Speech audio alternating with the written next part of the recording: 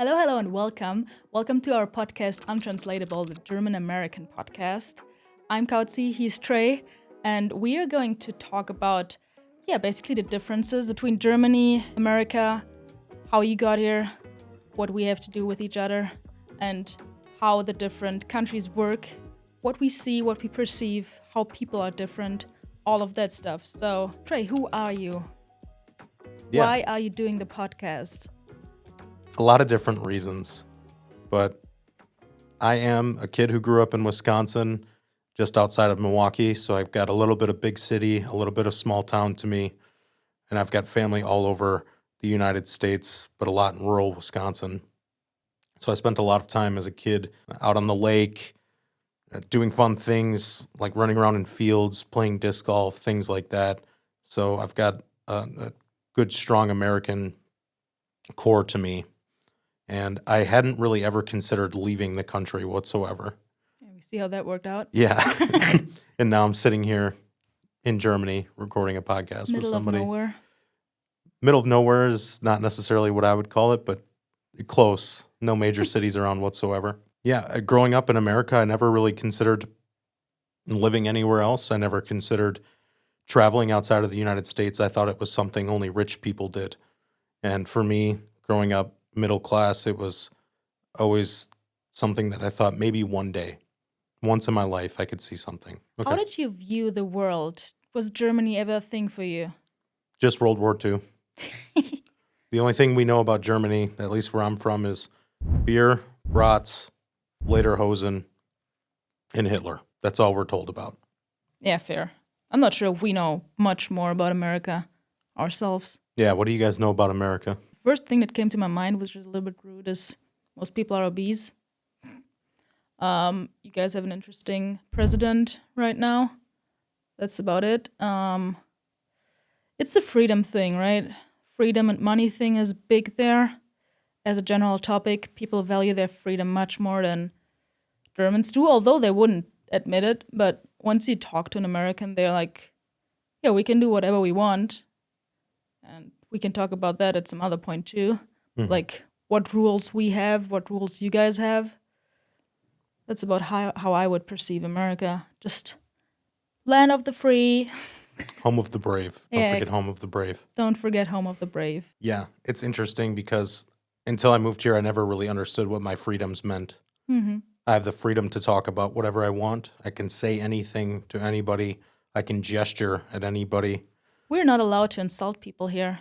Exactly what I mean. Uh-huh. Like I can't flip someone the bird in traffic, for example, Mm-hmm. because I'm provoking them. I mean, you could, but you might get an Anzeige for that. Exactly. Which is something I don't have to worry about. I think as an American, we're told we're free, and growing up in this generation, we have this assumption of what it means. But with the government, our upbringing, coming of age, in this day and age, it's kind of like you don't really understand what those freedoms are anymore Mm-hmm. until you go somewhere where you don't have the same freedoms. For example, one of my favorite things to bring up is needing a license to golf in some areas where I was just going to bring my clubs over, do my best to get good at golf, go back to America and beat all my friends. Whereas I didn't realize I would have to pay 3,000 to 5,000 euros, take 20 to 40 hours of training just to be able to shoot a hole. Mm-hmm. Yeah, fair. I still wanted to do that license. But yeah. The golf license? Yeah. I would like to. It's cool, but it's also like, it's considered a snobby hobby here. Yeah. Like, it's a rich people hobby here. In America, you can just drive to a county course, so Landkreis course, and most counties have them. And then you rent a cart, you bring your clubs from your grandpa's garage, and you have 10 beers, and basically it's just a drinking hobby. Mm-hmm. And then you have an objective while you're drinking for most people. Fair. Do you think your image of Germany has changed ever since you got here, from what you thought about the country before and ever since you got here? I would say my view of Germany has amplified, but not changed. We're exactly as you thought we would be. Painfully so, yes.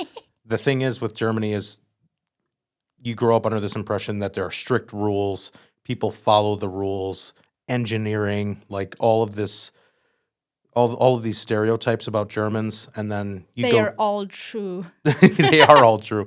You go to Munich and you go in the Hofbrauhaus, and it's just people in lederhosen drinking beer, having pretzels, and you're like, yeah, this is exactly what it should be. Hmm. This is exactly what you see and hear Hmm. about. And then you get off the beaten path and you work with a German, and it's very direct speaking. There's not a lot of beating around the bush. Hmm. There's not a lot of pleasantries in conversation, and it's mostly efficiency. Yeah, fair. Who do you think is nicer, Americans or Germans? Because there's a stereotype of Americans being superficially friendly. I'm going to be biased, obviously, because I'm an American. Hmm. But in my opinion, Americans are generally nicer. Hmm. When we traveled to America not that long ago, we were in the store, Hmm. right? And the cashier was complimenting the shirt you bought, saying that they have a good selection there. She really likes the shirts. She buys them for her niece. And we were at checkout for 7 minutes just talking to the person behind the counter, Yeah, genuinely interested in what you were buying, why you were buying it, yeah. and just having a conversation. Or I walked into a restaurant and I was like, hey, I like your outfit or whatever. I was like, huh? Yeah, Because no exactly. German would ever compliment anything about a random person. Yeah, there's just this. There's no need to be fake for Americans. We're not saying this stuff just to seem nice. Hmm. We all acknowledge the fact that there's an infinite population of people, and you know, giving a compliment or saying something nice or being nice doesn't matter. Hmm. But at least where I'm from, and maybe it's a perception because you guys are thinking about Los Angeles or New York. At least where I'm from, in the center of America, there's a big community and a big base for kindness. You pull Hmm. over to help someone change a tire on the side of the road. Hmm. That's real. Yeah, what inspired us to do this podcast?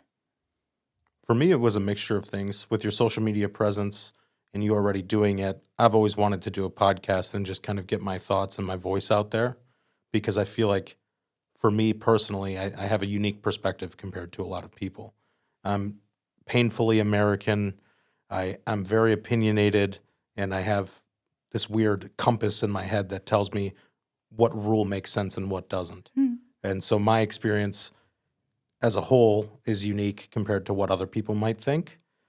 And on top of that, I think with the political state of the US right now, there's a lot of people looking. I know 3 or 4 people personally that are looking to move to Europe. Hmm. So I think that being able to actually converse about the differences, the similarities, what people might expect when they come here to live here, getting out of the big city where you would travel and you would see some of the landmarks is completely different than going to the center of the country or somewhere where we live, where it's basically just Mittelstand Hmm. around the whole country. So for me, it's more about sharing my thoughts. What about you? So, how I got to get this podcast rolling in the first place was, like you said, I already have my social media presence. I do have a food blog that's about fine dining, Michelin star restaurants, whatever. And people always told me I have a nice voice. That's up to people's interpretation, I guess. But then I was like, yeah, a podcast would be fun. I like to listen to podcasts myself. And I was always looking for a co host because, to be honest, usually podcasts have at least 2 people, maybe a guest sometimes. And then I was like, hey, this dude is interesting. Germans love American culture. That's what you always say too, right? Hmm. And also, if you look on YouTube or something, it's people being like, oh, yeah, I'm an American on a German Christmas market. The entire comment section is German. Germans love that shit. Germans love seeing Americans' perspectives. And I'm curious to see how our audience will be, if it's more international or more German. Hmm. Because one would assume, hey, wouldn't they listen to a German podcast or whatever? Right. That's also a great point is we're doing it in English because Americans only speak English, whereas everyone else basically in the world also speaks English. Yeah. That was the only question I think people ask me in America, like, ooh, how many languages do you speak? And I was like, well, German, English. I learned French at school, which is rather okay by now. And my Spanish is also rusty. Like 4 languages which I can be at least conversational in. And then you guys have English, maybe another language at school, but not necessarily, and no one can speak it, right? We are mandated by law to have 2 languages. We always have English and one other language, and you can take more. So we must have a second language. Which one for you? For me, it was German. I took 6 years of German. How much German do you speak? I speak enough to get by in any daily scenario, but I don't prefer to speak it. Because of the grammar rules and laws, there's too much for me to try and memorize. Mhm. For example, everything is one of 3 articles at its core, and then it changes based on the sentence. So in English, we would say the pants or the chair, right? Mhm. Whereas in German, you might refer to it as he or she or it Mhm. instead of just it. Die Hose. Exactly. Pants are she. Yep. So I don't have the association for feminine. And I understand that it's not feminine by nature, but I don't make that assumption naturally. Somebody just made that up. Yeah. And so for me, hey, can you grab me those pants? Not, can you grab her for me? Yeah. Yeah, fair. All right, but you speaking German brings us to the format I've come up with, which is like German sayings. There's calendars on people badly translating German sayings, our sayings. And I brought you some and I want you to guess what it actually means. Sure. In Germany, we say, da liegt der Hund begraben. That's where the dog is buried. Could you imagine what's that about? That's where the dog is buried? Yeah. I don't really have a great idea. My assumption would be something like that's the end or it's finished, for example. No? Want to have another try? I don't. I have no idea. It's basically like that's the heart of the matter. Like that's what I want to be talking about. That's the point. So I don't know if I were to say, well, yeah, that's exactly what I meant. Da liegt der Hund begraben. Nobody knows why that's that way, but yeah, Okay. makes no sense. Yeah, it makes no sense at all. Is there anything that you thought about Germany which turned out not to be true? It's an interesting question. I don't think so. I didn't have too many perceptions on it. I think the core things are true, but that's about it. I think the beer's amazing, as it should be, but there's nothing I really had a perception on that wasn't true. It's only a couple of things that I learned about. And personally, I like to keep an open mind. I don't like to go places and have an assumption, Hmm. other than small particular places that I have been and built something up. There's only a few things, like I talked about before, with the efficiency, the way you guys communicate, the bluntfulness, things like that. Mm-hmm. Is there anything in America when you go that you didn't think to be true? Because you've had an interesting experience. You've been to 2 big cities and 1 small city, right? Yeah, so I have been to New York twice. I've been to San Francisco and a bit of Napa Valley. And then I've gone to Wisconsin, to Milwaukee. And all of these are very different. Yeah. But like, I'm not sure if I would agree on the stereotype of Americans being superficially friendly because I feel like if they don't care, they don't care. And if they actually are genuinely interested or want to be genuinely nice, that's about it. That's at least the experience that I made with the couple people I met. Yeah. But yeah, they're nicer than Germans for sure. Germans are interesting because for me, I'm the type of person I don't really want to be neighborly all the time. If I'm going to work or coming home from work, I kind of want to be in and out of the door. And with the way you live here, basically everyone's on top of each other all the time. Yeah. You have to see your neighbors. You have to interact with people no matter where you go. And so it's kind of nice that even though people are flooded everywhere, people aren't so apt to like say hi or interact. Whereas in America, I feel like it's common to be mowing your lawn out front and waving to your neighbor and them asking you if you want to come over and share a meal or something. You know, it doesn't happen every day, but there's a neighborly bond in a community, whereas here people kind of just let you go, which I prefer. Yeah. I mean, speaking of that, the concept of Mahlzeit, I'm not sure if that's southern Germany only, but do you mind explaining the concept of saying Mahlzeit during lunchtime to people? Well, it's not just lunchtime. It's like 10:30 in the morning until 3 in the afternoon, Yeah. which is interesting. Basically, it's a a saying they have when it's time to eat lunch. They say Mahlzeit, which directly translates to mealtime. And I guess it's some sort of pleasantry about have a nice meal or enjoy your Mahlzeit. midday break or something. But for me, we don't say anything like that at all. Mahlzeit. It just replaces a hello during those times, I feel like. Yeah. Everybody's like, Mahlzeit, Mahlzeit, Mahlzeit. Yeah, that's the other thing, greeting people constantly. Americans, I could see my best friend in the hallway and not acknowledge him at work. We'll maybe toss up a head nod, like a, hey, how are you? But here it's everyone says hello and they don't care what you're doing. I mean, I would say, especially in a professional context, Yeah. one part, like saying hello to everybody. And also in the villages. I live in a village and I couldn't imagine walking through there. Or, like, for example, when I take a walk with my mom and we walk past somebody and they don't greet, my mom's like, huh. And then Yeah, say what's hello. wrong with them? Yeah. So you just walk past people like, hello, hello. Yeah, the thing is that is frustrating for me is sometimes when you're deep in a business conversation and you have a topic to get through, or you're on a walk and you're having a serious conversation with somebody about, let's say, finances, something serious, and then someone's walking the other way and they're just like, oh, hey, how's it going? It's like, now you've broken up the flow of my conversation. I think this might be a unique view to me that I don't like it. I think at its core, people are being nice and they're just saying hi, acknowledging your existence. It's a nice thing. But when I'm walking through the hallway, having a conversation, hey, we need to go to the other side of the building and look at this thing. And we're talking about how we're going to fix it. And every 30 meters, someone's like, hey, good morning.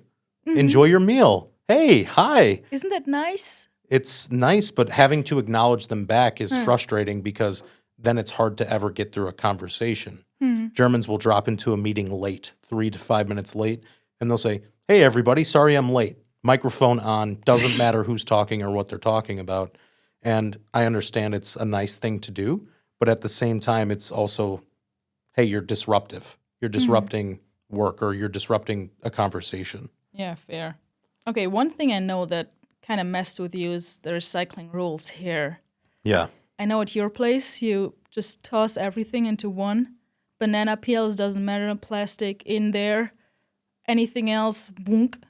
You stop at Pfand, though. Pfand and glass, I think. Yeah, the thing is, different states have different rules, like I said. So I can't speak for Iowa. I can't speak for Michigan is a great example because they're actually attached to Wisconsin and they have a deposit for cans and bottles. So when they buy a can or a bottle, they have to return it at the facility. But the thing is that I think most people don't understand is how convenience-based America is. All the fast food restaurants, the recycling, all of these things are for the individual, not for the collective. My tax dollars go to paying someone to sort my glass, to sort my paper, to sort my cans and bottles. Whereas for you guys, you have to do it all yourself. And we still pay more taxes. And you still pay more taxes, yeah. But people will do their own compost, so banana peels, onions, whatever the case may be, because it's good for soil. So I do know people who have their own compost bins, but it's not common. You throw that in the garbage, and then the recycling goes anything that can be used again. Plastic, paper, cardboard, glass, metal. All right, let's count how many different bins we have. Well, we got Pfand, which doesn't go into any other bin because we get 25 cents back on every plastic bottle. Yeah. We have glass because glass has to be taken to a different container. Remember, you have to sort glass by color. Yeah, So we have 3 glass bins. Nah, come on. Clear, brown, and yeah, green. but I collect them in one bin at home. So I take clear, green, and brown. I'll select it over. Yeah, but they don't go in one bin. You have to manually separate them into different All bins right, yourself. all right. Okay, we have Pfand, we have glass, we have like organic, which is like anything, banana peels, carrot peels, anything that's biodegradable, except for meat. I think you're not supposed to put meat or bones in there because people say then like rats and other pests will come over to the biodegradable places and whatever. That's not good. Very un-German of you to not know the rule. We have gelber Sack, which is anything that's recyclable, like aluminium, plastics, stuff like that, packaging in general. And then we have Restmüll, which is basically everything else. And we have paper. I forgot about paper. 8. Yeah, but you put 3 glass in there. You have to sort yourself. So to me, those are 3 separate things. All right. Yeah, that's a couple. And then there's like extra garbage, Sondermüll. Like, for example, you technically are not supposed. Do you throw like old phones into the bin? I think what I do personally doesn't exactly align. We have recycling centers for batteries, phones, technology, things like that. Yeah, because for example, like old spray cans are not supposed to go in any of these standard bins, or Okay. like electric garbage, like cables or old tech or whatever is not supposed to go there. You can go to a Sammelstelle and bring it back there, but that's like special cases. Sure. Yeah, we have different means for recycling and wasting, but I think the average American would Does throw not an care. old cable in a bin. Wouldn't care isn't exactly what I would say. I think that's the easy cop out, but I think it's lack of knowledge or lack of understanding, or we have an assumption that it will be taken care of for Yeah. us. Okay. Yeah, that's fair. So you said you don't care about the garbage basically, but is there anything that you have adopted ever since living here? There's a couple of things that I like Luften is one, basically opening all the windows in my house for 5 or 10 minutes. Stoßlüften. But everything's built out of concrete here. Whereas in America, some houses are built out of wood, so you kind of have natural breathing within the house where it lets air in, or we have HVAC, so we have forced airflow throughout the house, so you can constantly get fresh air and filtered air into your home, so you don't have to worry about opening the windows. But here, I can tell it does get very stuffy and stale inside of the house after a certain amount of time, and you have to actually open the windows. Yeah, my windows, like you see little water droplets collecting underneath, so you know it's too humid in my house. So you have to do some lüften, or else I will get issues with my landlord Yeah, if the walls start to mold. which is something I don't think is super common in America. Maybe in the bathroom, but again, because of our centralized air system in most homes, we have fans that go right into the ventilation system. So we can turn the fan on in the bathroom and all the steam escapes for us. Yeah. So we don't have to worry about that. One thing, though, you did mention was the windows. The windows are also super cool. Most windows in America, basically, from the bottom, you just pull them up and they split in half. Whereas here, you have the knob that you turn twice and you can kind of rock it back or open it fully. Kippfenster. Yeah, exactly. Yeah. That's something we don't have that's really cool, in my opinion. So you adjusted to lüften. You're doing some lüften in your house. Yeah, Rollladen as well. I think external blinds are cool. Basically, those steel curtains that go on the outside, so you can decide if you want to let light in or not. During the summertime, when it's daylight most of the time, it's nice to be able to close those when I'm sleeping, so that way I'm not woken up by the sun. For You example. don't have these? No. Nothing like that? Typically, we have interior blinds, but never exterior. So a lot of houses in the United States, you'll see curtains, curtain rods that people shut, but not on the outside. The thing that's cool about having them on the outside is actually you can have gaps. So if you still wanted fresh air, you can open the window or the door and still let fresh air in without letting a ton of light in or bugs, which is pretty cool. So you've lived here for over a year permanently, back and forth a couple times before that. What adjustment is still hard for you? The biggest adjustment for me, I would say Sundays. At least for myself, I'm not sure about anyone else in America, but everything's open all the time. We still have 24/7 stores, which has kind of decreased since COVID. But Sundays were always my reset day. Wake up, clean, start a load of laundry, go to the grocery store, get my groceries, watch football. Like, it was always such a chill kind of get my life together day. Friday night, maybe you stay out a little late after work. Saturday, don't really care how late it goes. And then Sunday, you get up on all your chores. Whereas here, nothing's open on Sundays. So that's the day of rest. It makes sense. I can appreciate it. But for me, it's something that's so hard to get used to because I don't like wasting days like Saturday or Friday going to the store or picking things up or whatever the case may be. Because on Sunday, basically, there's no option for it whatsoever. Nothing you can do. Do you think it's like, I mean, in Germany, it's because we're still pretty Christian. So Sunday is rest day. Mm-hmm. Do you think we are more Christian or you guys differently, maybe? It's regional. Uh-huh. I would say we have what we call the Bible Belt, which is in the south of America, where people are Bible thumping Christians. And I think kind of as time has moved on, things have phased out and religion is kind of less prominent. Obviously, we separate church and state in the United States. So there is no laws based on the church, theoretically. Yeah, Obviously, same here. we have traditionalists who believe that morals and values stem from there and politics should follow, but Fun thing about Germany is that actually the state collects the church tax here. really, Yeah, and so they distribute it, or they give it to the church, I guess. So basically, I think church tax, I'm not in there anymore, but like it's a percentage of your income tax.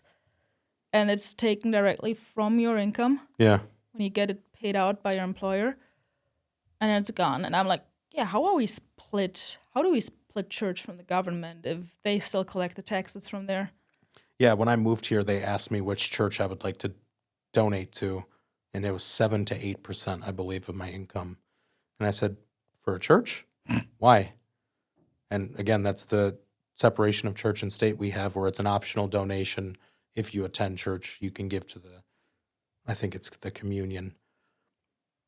Oh, well, when I left the church, I did it quickly. After I earned my first couple bucks, I was like, yeah, I'm out of here.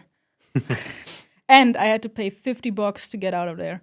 You have to go to the Standesamt, tell them, hey, I don't want to be in the church anymore. I don't want to pay taxes anymore. They'll let you sign a waiver, and you're out. And I had to pay $50. It's different from city to city, but $50 just to leave for something I never decided to be in. Yeah. I was just baptized as a kid. I'm like, all right, see ya. Yeah, that's super strange to me. I mean, I don't even know if I was baptized. I guess I could ask my parents, but I genuinely have no idea. When I lived in Alabama as a child, we did go to church on Sundays because that was culturally what you do in the South. Like I said, there's a very strong religious core still in the South of America, and they make it fun. People are singing and clapping and dancing in there, and it's like you feel God in that building. You feel like you're in the place. But I think in the North, it's not quite as prominent whatsoever. Yeah, okay. Is there anything in me that you've seen that you're like, yeah, this guy's an American? Obviously, the way I dress. Everything. Yeah. Everything about you. Well, first, you told me that before we went over, but people don't care how they dress, how they go out to the store. People will go out in jogging pants Mm-hmm. and won't care. People will go out in Birken slaps and socks, no offense, but and they won't care how they look. And I'm like, I don't dress insanely well on usual occasions, but I will put on some pants like this if anybody's watching the video, and I pull over and like, I don't know, we just met some of your friends and I was basically wearing pants and a shirt, and your friend was like, well, nice outfit. I'm like, yeah. Yeah, I mean, you're wearing brands that are expensive, for example, compared to what I'm used to. The hoodie I'm wearing currently is from Walmart and I think was $14. Yeah, mine was like $50 and was on sale, so. Yeah, it's more of there's this idea that other countries are kind of always trying to play themselves up. And if I'm going to the store and I'm getting a loaf of bread and some milk, I'm not putting on jeans for that. I'm going home to make French toast. I'm going to leave in whatever I was wearing. You've seen before, I have shorts and pants with paint stains on them that I keep and I wear out in public just because it's like, well, I paid $20 for these shorts. I'm not throwing them away because they're stained. You know, if I wear them around my house, obviously I'm not wearing them to a nice dinner or something, but there's no need to put on jewelry or put on nice clothes to go to the store just to go back home. Yeah. Also, for example, like I've heard in Japan, they sometimes have a role in business which is called the loud American, which is basically like Japanese people are much more polite than Europeans or Westerners in general. And then they will have an extra person to be loud and go against what's being said. I feel like that also fits what you are like. Just like in terms of, you're like, yeah, cut the bullshit. Go on like this. Yeah. Like I said, there's no need to upstage who I am for people I don't know or care about. Mm-hmm. You know, I don't plan on having an interaction at the Walmart with somebody. Maybe I'll see my neighbor Debbie and we'll talk about a casserole she made last week. But I'm not there to strike up a conversation. I'm there for business. I get my things and I go home. Mm-hmm. What else is American about you? Did I mention something at some point that I forgot again? You always comment on my appearance or the way I act, typically. Yeah, you're straightforward for sure, but I'm not sure if that's American or just you. Yeah. It's hard to explain, I guess, what really defines an American because of the diversity we have. Obviously, the early settlers were European descent, but there's a lot of Asian, there's a lot of Native, there's a lot of Mexican, so it's kind of just, we call it the melting pot. At least that's the American term for it. Who knows what other Yeah. people think? We say that too. Yeah, so there's so much cultural diversity, especially where I'm from. There's everything. You can find everybody where I'm from. And so I guess the only thing you would say is that we're loud in public, right? Oh, and I know something. I think you just don't give a shit about rules. Whenever we're driving somewhere and I'm like, hey, you're not supposed to go through here. You're like, yeah, I don't care. Yeah, that's the core difference between Germans and Americans. Germans have this idea that if it's a rule, it must be impossible. You cannot do it. Whereas Americans are like, well, I can do it so long as I don't get caught. Yeah. You're like, no, you can't speed through here. You can't go 50 kilometers per hour through here. There's a sign that says 30.